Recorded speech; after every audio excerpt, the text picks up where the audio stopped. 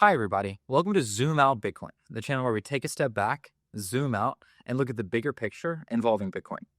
So, today I want to do a little bit of a different video. This one's going to be a little bit less rehearsed, a little more off the cusp, and talking about where I see Bitcoin going. I've done videos on what I think Bitcoin is, how it works, and how that supports what it is.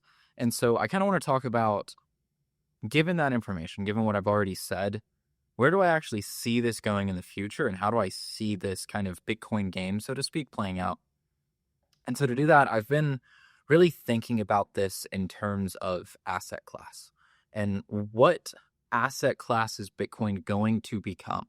What I mean by that is right now, it's very similar to stocks, and people treat it very similarly to stocks. And that's obviously its own asset class. But if you look at the US government, for instance, when they made the Bitcoin Strategic Reserve, they called it digital gold. Some people look at it as a currency that's literally going to be used day to day. And so obviously each of these classes are totally different. And the things that you want Bitcoin to do in order to fall in those asset classes are wildly different across the scale. And so I think it's important to talk about what asset class is Bitcoin actually going to become. And I think it is a really interesting conversation. And I think it helps people to understand whenever people are talking about, I think Bitcoin's going to go to, and then insert crazy number here. Typically, people already have a framework, even subconsciously, that they compare Bitcoin to, an asset class. They compare it to, whether it's stocks or something like that. And so when they hear those numbers, they think that's totally unreasonable. You're talking about, another 10x, 20x, 40x, whatever it is. But I think it's useful to actually look at what are the market caps of the asset class territories that Bitcoin could fall into, to help understand what does that look like. If you think Bitcoin's going to be digital gold, for instance, what does the market cap range of that look like? And based on the market cap, where does that put that price? I think it makes it a lot more digestible and a lot easier to understand why some Bitcoiners might say that Bitcoin's going to $1 million by 2028 or whatever it may be. It helps it to break it down by saying, a different way of saying it would be, they believe Bitcoin will be in XYZ asset class with a market cap that makes sense for what that asset class is, and that by nature will give it this price. And it makes it a lot easier to understand what needs to happen for that to actually occur, as opposed to just these I've heard the reference of these rainbows that shoot to the moon, and that's what Bitcoin's on. And people talk about it. Oh, it just goes up forever on these mystical ideas and just shoots sky high. And that's not actually what it is. I think it's a lot better to break it down as, what do you think it's going to do? And in order for it to do that, what does it need to achieve? And if it achieves that, where is that going to end up? So importantly, I think the two most interesting conversations, and I kind of have three to four buckets that I put in my mental model, my mental framework of where I think Bitcoin could end up. I'm going to break down some of them. And I think two of them I've thought about a lot, and there's a lot of research that's been done on it and a lot of numbers to kind of understand what those ranges would look at. And the third and fourth one are a little bit more theoretical, because at the end of the day, Bitcoin is an asset like we've never seen before. So there's a little bit of theory involved. But I think the first two are the most interesting. And I've already mentioned them in this video. It's the two that you're going to hear most commonly, which is going to be risk on asset, think stocks and equities, or digital gold. And so those are two entirely different asset classes. And just to illustrate this, so I'm going to be talking about market cap. For anyone who doesn't know, market cap is just the total amount of money that exists in the asset. And so, for instance, Apple is maybe not exactly time restricting this video, but Apple, if I understand correctly, is the highest market cap stock in the entire stock market at about $3 trillion.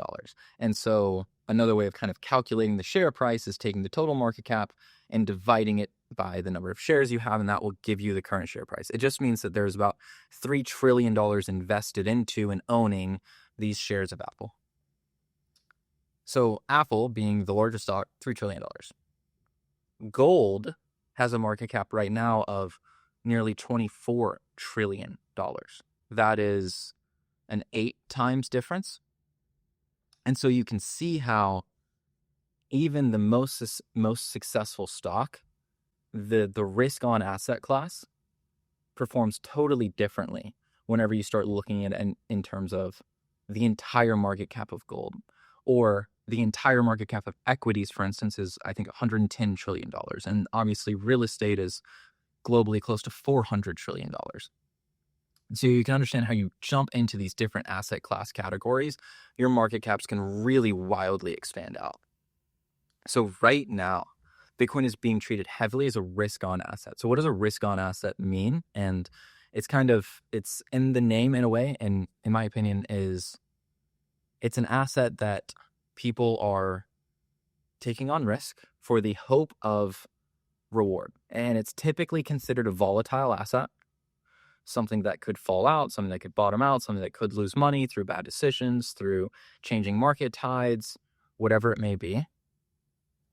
And individual investors go out and they do their analysis, or at least they hopefully do their analysis, and determine, we think this company makes sense. We think that the long-term macro trends make sense. They have a good market. They have a good product. I'm going to invest in this company, taking on the risk. And if they perform well, they will produce some form of value or some form of product. And my reward is some portion of that value.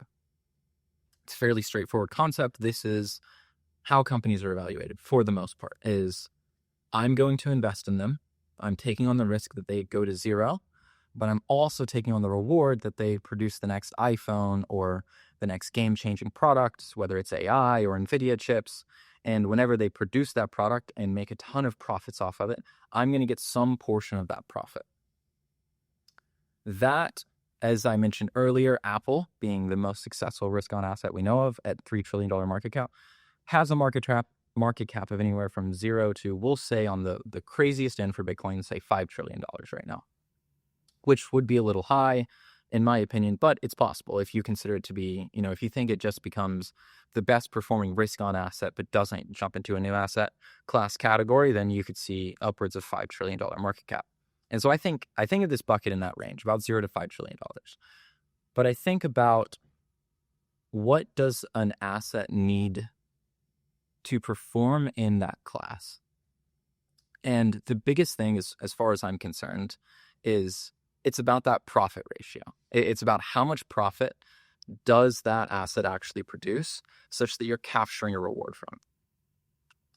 And with Bitcoin, the PE ratio, price to earning ratio of Bitcoin, is 0. There are no earnings on Bitcoin. It doesn't go out and sell products. It doesn't go out and do anything. This is the argument when people talk about what does Bitcoin do. It's because if you actually look at monetary production made, it's not going out and producing a good and service people are actually buying. Because of that, in my opinion, and what Bitcoin excels at, which is being a store of value, if Bitcoin remains in this risk on asset category, essentially meaning the argument would go, if you believe it's a risk on asset, the reason people are buying Bitcoin right now is because they believe it's a very volatile asset, meaning they're going to take on risk. It may drop by 20%, but it may shoot up 30% on moonbeams like we've seen before. And so people take on this risk so that they can get the reward. What that means is people aren't actually investing in Bitcoin because of what the underlying asset actually produces. They're investing because of what they think other investors will do, and it's purely speculative on where it's going to go. Because of that, I firmly believe if Bitcoin remains as a risk-on asset, where it's purely traded because people are looking for these volatile swings everywhere, Bitcoin's going to go a lot closer to that $0 line than the $5 trillion line. I believe that as a risky asset, as an asset that you are taking a huge risk on, looking for volatility on the upside reward, Bitcoin, although it's performed very well up to today, and it will likely continue to perform that way for another year or two, long term, Bitcoin does not have a future in this class. Which leads me to the second class, as I talked about previously with the United States government, digital gold. As I mentioned, gold has a $24 trillion market cap, totally different category comparing gold to any individual stock or any individual risk on asset. This is because gold isn't treated as something that you're taking risk on to get production out of it. Gold is considered an inflationary hedge, a store of value. There are a lot of terms for it, but the idea is you buy gold to save money. You don't buy gold to gamble on production. You don't buy gold to try to identify what the next big thing is, taking a bet on AI or robots or infrastructure.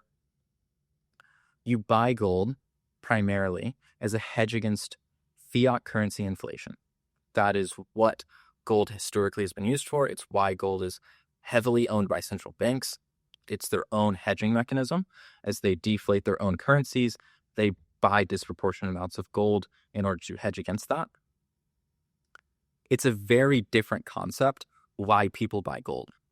And I believe that whenever you view Bitcoin in that light, it starts to make a lot more sense with what Bitcoin's actually useful for. And it's why in a lot of ways, when people tell me that Bitcoin could go to zero, Bitcoin might bottom out, it could fall at any point, I think there's a lot of merit to it, especially 4 years ago, 8 years ago. There was a lot of merit to it whenever it was trading as a risk on asset, and it still today is trading as a risk on asset. But whenever it had massive amounts of volatility, it was very unreasonable to talk about Bitcoin as a store of value. Who is going to use Bitcoin as a savings account if 3 months down the road, it might be down 30%? It's unreasonable. We're starting to see that shore up. We're starting to see that change. And I don't think we're in digital gold category yet. I don't think that's happened yet, but I think there's a pathway to it. I think it's possible to see the pathway. I think the longer and the more this asset grows and matures, the closer and closer we're getting for it to being clear that that pathway exists and that we're heading towards it.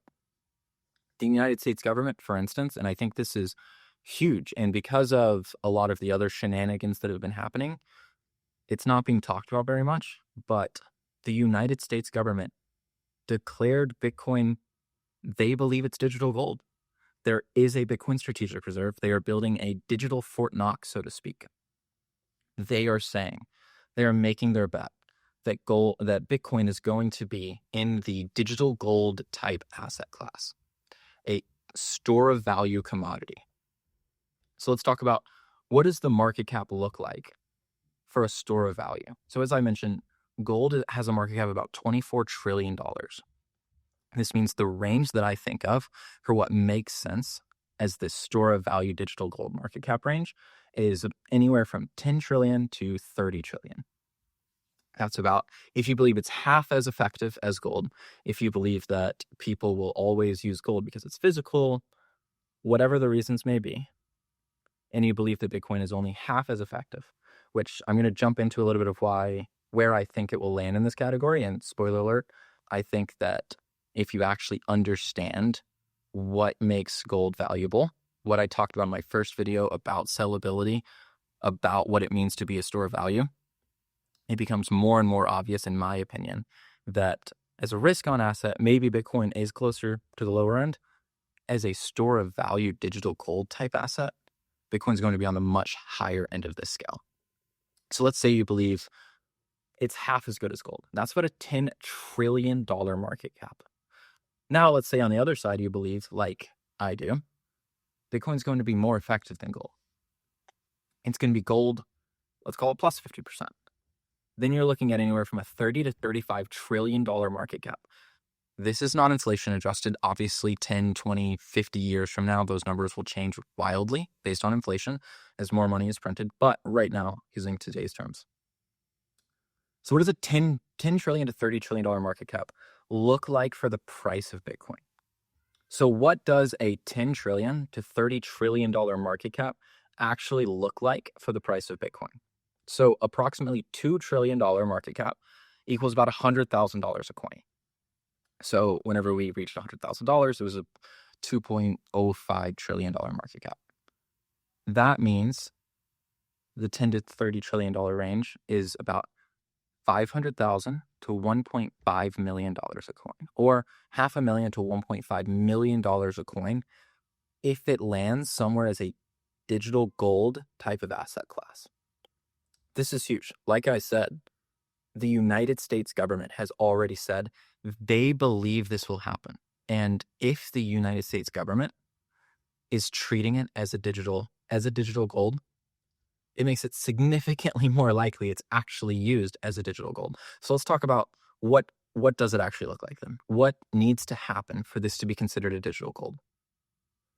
The downward volatility has to be decreased. Essentially, whenever you buy gold, you do not expect at any given point that your gold may decrease in value by 15, 25, 30%. The way that if you buy Bitcoin, you have to be ready and have to think it's possible that you could lose 15, 25, 35% in the event of something happening. And this is important because if you're using gold as a way to store your value, as a savings account, so to speak, you need to be able to have access to it in case an emergency happens, in case something happens. And because of that, you can't have an emergency that coincides with the value of your savings account crashing by 25%. It doesn't work. People won't do it. So I already hinted at, as a savings account, kind of how does Bitcoin remove its downward volatility? And in my opinion, the answer to that is people need to view Bitcoin as a savings account and treat it as a savings account. What that means is that, as I talked about previously with a risk-on asset, people are trading the currency because of speculation about making money. Essentially, they think other people will buy it, therefore it will go up. Therefore, I'm going to buy it here and then sell it at a later date and make money. You don't do that with a savings account, obviously. People need to start viewing this as, I'm going to put my money into Bitcoin and I'm going to let it sit because this is my savings and I'm not going to touch it until I buy a house 4 years down the road, or until I buy a car 5, 6, 7 years down the road, until retirement 40 years down the road. You put the money into the savings account and you don't touch it until there's an emergency or you're making a major purchase. That is how the downward volatility starts to decrease. People have to be selling off en masse for there to be downward volatility. As that starts to leave, as people aren't looking to constantly be buying and selling this asset, you're going to see the potential downside, the potential bottoms out that we see begin to decrease. This doesn't mean that the upside has to be limited. Obviously, you can look at gold. Gold has actually outperformed the S&P 500 since 2009. I'm going to make a video about this topic specifically because I think that it is a huge concept that a lot of investors gloss over. And if you have an economic philosophy, an economic framework of how the world works, and it doesn't explain why gold was able to outperform the S&P 500 since 2009, when the S&P 500 stocks have obviously gone on a tear. Gold, something that produces nothing. It's a block of gold. Gold is not going out and selling iPhones. Gold is not going out and selling oil. It's a block of gold.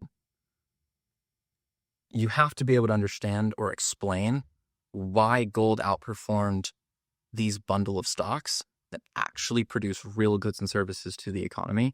And I plan to make a video about that because I think it's a fascinating topic. But my point being, gold since 2009 has had the upward volatility. So removing the downward volatility does not mean that you can't still go upwards, especially as I've talked about Bitcoin being an inflation hedge. If inflation is running rampant, you're going to see upside moves. If we're printing money, which, spoiler alert, we're always going to be printing money, you can still see Bitcoin have extreme upside volatility, meaning it can shoot higher and higher and higher. If people are treating it as a savings account and people aren't selling it though, then you're not going to see that potential bottoming out that you can get when people are trading these more risky assets and trying to take profits and get out. And that's really the path I see. And I see it in 3 major ways. The first one is governments need to get involved. Governments don't sell. It's just They operate too slow. They can barely get people's taxes back. Quite frankly, normally they don't get people's taxes back and get them calculated. Governments are very slow. They're not day trading Bitcoin. They're not day trading stocks. They're not day trading gold. Quite frankly, they operate too slowly to try and sell high and move into different assets. They buy and they hold. That's how they work. That will be huge. Getting governments involved, getting foreign nations, getting sovereign wealth funds. The United States Bitcoin Strategic Reserve is a huge step forward. Multiple states have already passed bills to create their own Bitcoin strategic reserves at the state level. This is growing. This is expanding. We're going to see that begin to happen. That will be huge for creating a section of the market that doesn't sell. The next section is the public sector. The public sector, companies, need to begin buying Bitcoin and using it as a form of treasury asset. Companies, in a similar way to the government, companies are more willing to sell assets and move off and invest. They're a little bit more fluid and dynamic, but they still typically have much longer time horizons, and it's less likely to see them selling off and trading assets, especially at a frequent rate. We are beginning to see companies like MicroStrategy, companies like Metaplanet, GameStop recently began holding Bitcoin. Strike, I believe it's Strike, is a big Bitcoin holder. There are companies, especially over the last 2-3 years, who have began to put Bitcoin on their balance sheets. It's beginning to happen. These companies are saving money in Bitcoin. As companies begin to do this, it will expand the time horizon for selling much longer than individuals. And the third aspect is individuals. Individuals need to start treating it as a savings account. There are two huge ways to do this. First off is the easiest way, which is in 401ks and retirement accounts. Jamie Dimon from JP Morgan just came out and announced that they are going to allow people to start buying Bitcoin into the retirement accounts. People want to be able to buy these things, and people want to use it as in a retirement account, in an IRA. They want to be able to buy it and hold it until retirement. And that's exactly what we're going to see as Bitcoin enters into these retirement of 401k focused accounts. That's going to decrease the selling. They're not going to be day trading this Bitcoin. It's going to be much longer time horizons where 20 and 30-year-olds are buying it, looking to not sell it until they're 60 or 70. And then on a personal level, people beginning to treat it as, I'm using this as my savings account. I know I've personally started doing this recently. I want to make a video going on a Bitcoin standard, kind of treating Bitcoin as your savings account. I think it's really interesting. I wanted to run some numbers on it, and I want to kind of talk to people about how I do it and what it actually looks like. But I think there's a lot of evidence to support people are beginning to do this. If you think about the type of run that Bitcoin has had, from 1,000 to 20,000 to 40,000 to 80,000 to 110,000. If it was just a risk-on asset that people are trading to get their speculative investment, make their money, and get out, we would have seen people sell and get out. But that's not happening. According to Coinbase, 60% of Bitcoins haven't been transacted in the past year. That means that people who in the past year have experienced runs from as low as, I believe, 40 or 50,000 up to 110,000, over double, are not selling. Even now, whenever there have been mass stock market sell-offs, Bitcoin's up. Bitcoin's at a new all-time high in US dollars, at least. People aren't selling it out. They're holding it. There's evidence mounting that retail investors, even at the very basic level of them going out and buying it, it's not in a retirement account, it's their own decisions and they're managing it. They are not selling it at nearly the rate you would expect. If I were to describe what I believe the path for Bitcoin to becoming a digital asset is, that's where it is. It starts with what we're already seeing, which is individual buyers not selling. The next step is integration into these traded assets, integration to becoming a 401k, integration into ETFs like we've seen. You begin to see it become monetized so that people are able to buy it and hold it in these more long-term accounts a lot easier. The next step is pressure starts hitting companies, where companies start saying, MicroStrategy's outperformed everyone who doesn't hold Bitcoin, and Metaplanet has outperformed everyone who doesn't hold Bitcoin. And GameStop, who was a dead company and started buying Bitcoin, is starting to outperform a lot of these well-run companies that are experiencing negative effects from tariffs. And you start to say, some of these companies are taking shots on Bitcoin as it performs. They're holding it, they're not selling it. Pressure is going to start hitting, where more and more companies feel the pressure to buy it. The exact same thing is going to happen on a government level. We've already seen the United States government create a Bitcoin strategic reserve. That has ripple effects. When the leading nation makes a huge financial bet, other nations have to follow. Because even if you believe Bitcoin isn't going to succeed, on the off chance that it does, you can't be the nation who ignored it. If the United States is going to do it, other countries have to at least follow suit in a small way. And we're going to see that begin to happen. I know these things don't happen as fast as people would like, as fast as I would love to see, but we're talking about literally, we've all had run-ins with the government. They're not the fastest things in the world. It's going to take time for this to happen. And even in the United States itself, we've seen states, I think there's 2 or 3 states now, have passed state legislation to begin creating Bitcoin strategic reserves, begin acquiring Bitcoin at the state level. That's going to spread like wildfire, especially as we continue to see this asset perform. If you can follow those plans, kind of those steps into getting a larger and larger percentage of the people who own Bitcoin viewing it as a long-term savings account, as a long-term store of value, you're going to start reducing the number of people selling it, and therefore reducing the amount of downward volatility you can actually see. At the same time, as you constrict the number of people selling it, it means whenever new nations do come in and say, we'd like to buy Bitcoin, it's going to make it cost a lot more money. As the supply that's willing to sell shrinks up, it means that if new nations want to buy in, it's going to shoot it higher. I believe this is the outline for seeing Bitcoin to become a digital gold type of asset and entering into that $10 to $30 trillion market cap, that $500,000 to $1.5 million range. And if I'm being honest, I think it's going to happen a lot quicker than people think. The transfer from being considered a risk-on asset to a digital reserve, it's not going to be steady, in my opinion. I don't think we're going to see it happen in linear fashion. I think it's going to be, once it becomes clear that the place Bitcoin is going is it's going to be a digital reserve, money is going to pile in. That's very reliant on the downside volatility going away. I think we've seen that begin to happen through the tariffs. Stocks have had major downswings and Bitcoin hasn't experienced it. That is huge psychologically for investors. They look at their stock portfolio swinging down, and the really risky asset Bitcoin is staying mostly stable or going to new all-time highs. That has huge psychological impacts. I think that once people decide and once it becomes clear to the world that Bitcoin is going to be a digital reserve, we're going to see a lot of money flow into it very quickly, and it's going to make that jump a lot quicker than I think people expect. As far as how long it takes to get there, I don't know.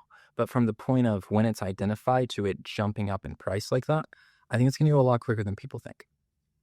As I mentioned, I think we could see anywhere from $500,000 to $1.5 million a coin in that asset class range. So that's a pretty big range. Where do I think it's going to fall in that range? I mentioned as a risk-on asset, I think it'll fall in the lower end.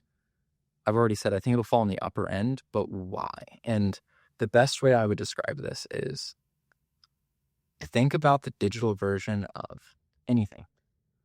Online streaming, online Teams meetings, online food delivery, online shopping.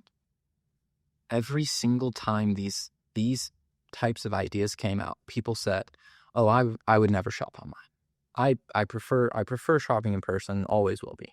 Oh, I would never watch a movie and stream it online. I just prefer the experience in the movie theater. I prefer going to the restaurant in person.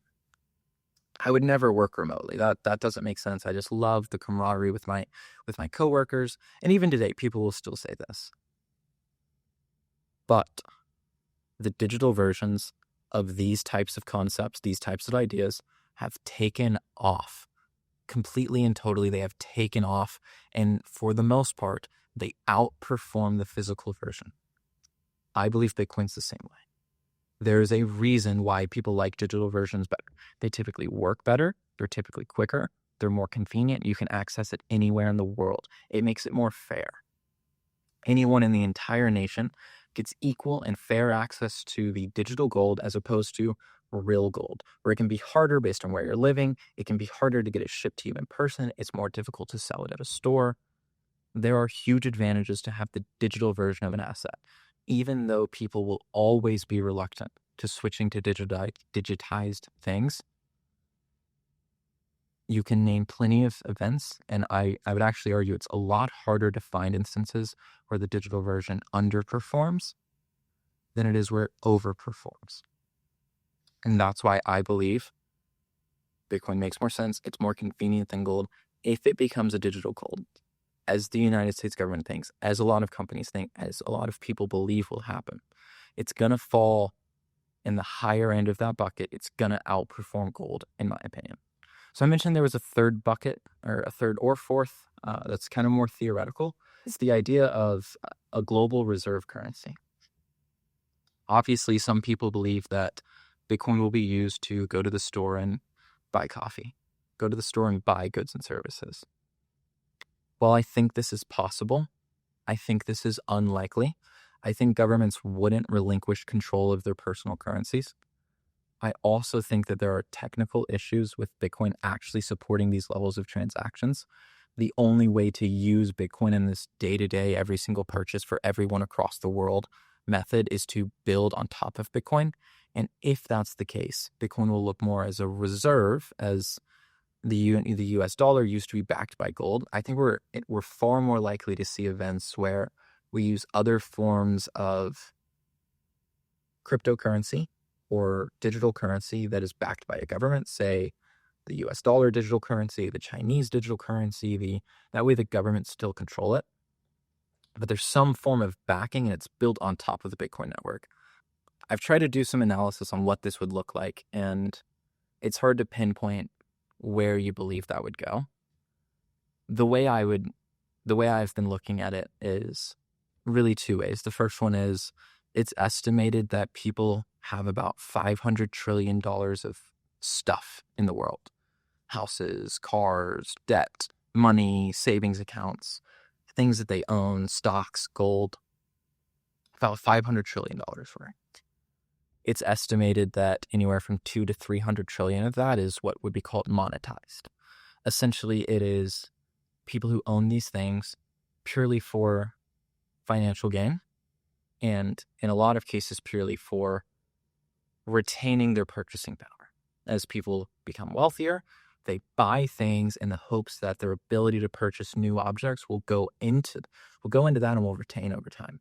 Even investing in businesses, and it's hard to get an exact number on how many people own stocks because they love the mission of the company versus how many people are invested in stocks because they hope that their ability to buy goods and services with that money will be better situated if they put it into a Microsoft stock rather than in US dollar. Same thing with houses. A lot of people own houses with the idea being the dollar is losing value or my local currency is losing value.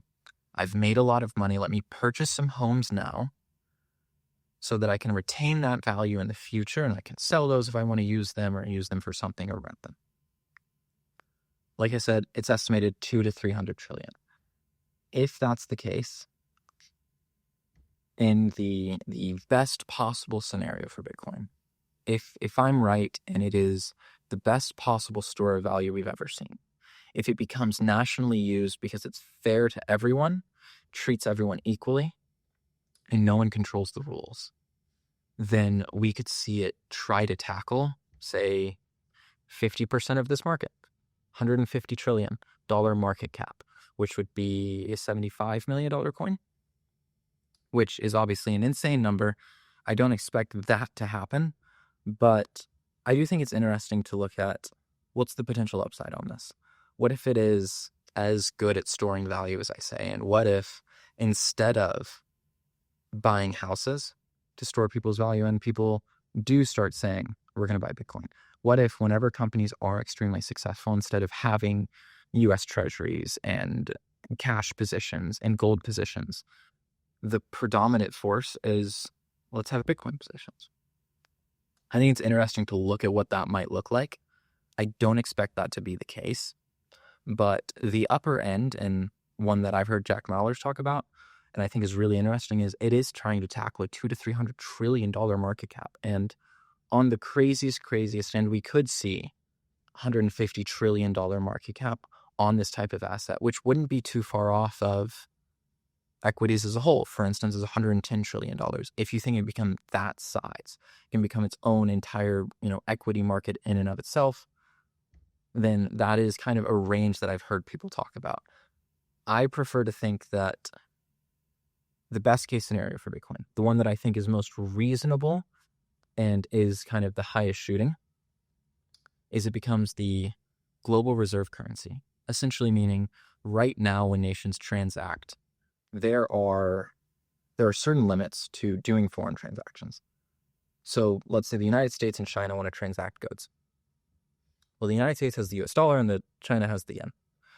And the United States government is in control of printing US dollars, and the Chinese government is in control of printing the yen. What this means is, whenever you perform the transaction, the other nation that is paying you actually has the ability to devalue and manipulate the currency that they would be giving you. So obviously, if you were the United States government, you don't want to receive yen from China in this trade, and China doesn't want to receive the US dollar. So the idea with kind of a global reserve currency is it's an asset or a currency, if you want to call it that, but it's something that each nation can agree, this is what we're going to reserve our money on, and this is what we're going to perform our transactions in. That way, there is no risk of foreign parties manipulating their currency, manipulating the exchange rates. You can believe in the past, it's been gold, primarily through when Bretton Woods was outlined. The United States dollar was backed by gold, and then every other currency was pegged to the US dollar, basically making every currency essentially backed by gold. And the idea was, therefore, whenever you did your transactions, it was in a roundabout way. At the end of the day, the underlying principle was it's a gold-based transaction. Did it actually happen this way? No. That's why the system blew up. That's why we went off of the gold standard, which I will probably also make a video about that. But it's this idea of transacting these currencies such that each party can trust each other and can be happy with what they're getting. The reason I think this is the most likely kind of bullish scenario for Bitcoin is it makes sense. The transactions are instant. The transaction fees are nearly zero. No government controls it. What this means is each government can reliably go to another governmental party that they don't trust and say, let's perform a transaction in Bitcoin. And even though I don't trust you, I can trust that what I'm getting is worth something, will retain its value. I can trust I'm getting it legitimately, and it's as low fees as possible, happening nearly instantaneously. In my opinion, that's the biggest benefit. And I think we're going to see government entities using Bitcoin as their base reserve so that whenever they interact on the international scale, they will begin doing that, and they will begin doing transactions on a Bitcoin basis. I don't know how long this will take, and it's hard to pinpoint exactly what that would do for the price of Bitcoin, because it won't just be governments doing this. It will also be companies that do international transactions will begin to rely on Bitcoin. With AI, the number of international transactions that occur could absolutely skyrocket, because an AI in America could easily transact as much as it wants with an AI in China or Russia or Germany or any nation as far as that's mattered. And I think it will be important that there is an asset that people feel confident that no one nation has unfair control of.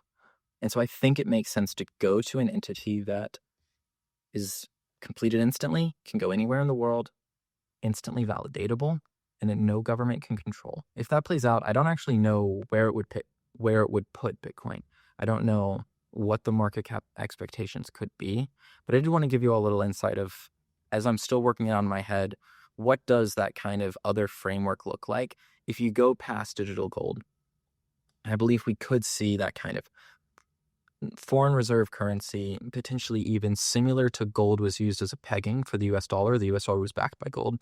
Maybe we could see something similar where currencies start to begin getting backed by Bitcoin.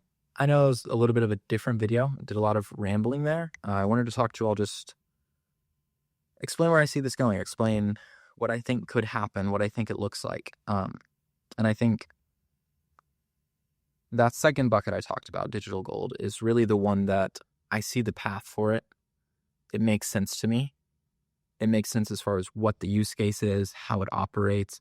It makes sense understanding, looking at the data in the past, projecting it forward, seeing that people already are holding Bitcoin, seeing that nations and companies are getting involved. And I think that one's the most likely. I think that one makes a lot of sense. I think it's extremely bullish for Bitcoin.